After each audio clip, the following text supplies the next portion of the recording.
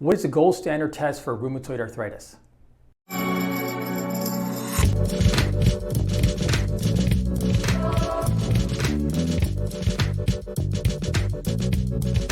Hello, this is Dr. Siddharth Dambar, expert in rheumatology and in regenerative medicine. So, is there a gold standard test for rheumatoid arthritis? I'll cut to the chase quickly. The answer is no, there's not. But now let's discuss the details.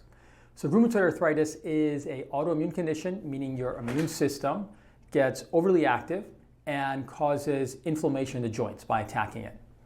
To make this diagnosis, it's a clinical diagnosis. And what that means is that there's a number of things that are classically present in order to make the diagnosis. To begin with, you need to have symptoms that generally are on both sides of the body. Hands and wrists are frequently affected, but multiple other joints can be affected.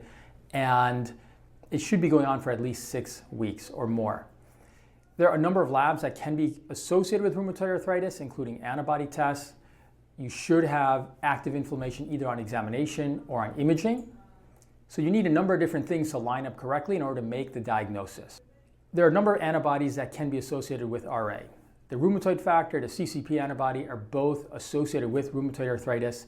The reality is that at early diagnosis of RA, roughly 50% of patients will actually be antibody negative. The CCP antibody is a particular one that should be noted that if it's positive and you've got joint pains, there's a very good chance that you do have rheumatoid arthritis because the CCP antibody has a very high specificity for being associated with rheumatoid arthritis.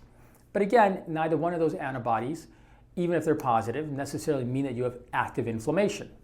So a sed rate and CRP are markers of inflammation that, again, can be associated with active RA.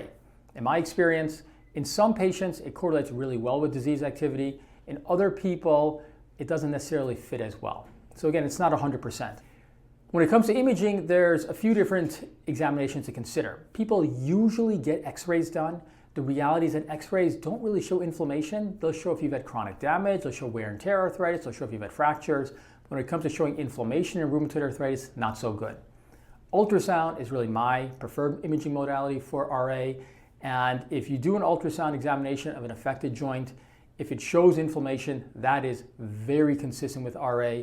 If it doesn't show inflammation, less likely.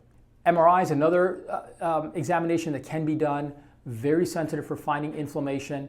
Again, in my experience, the one challenge is that usually when the radiologists are reading the MRIs, most of them aren't as comfortable or aware of what we're looking for as rheumatologists when it comes to inflammation and some of our conditions. And so sometimes the imaging reports are not really accurately read or usefully reported.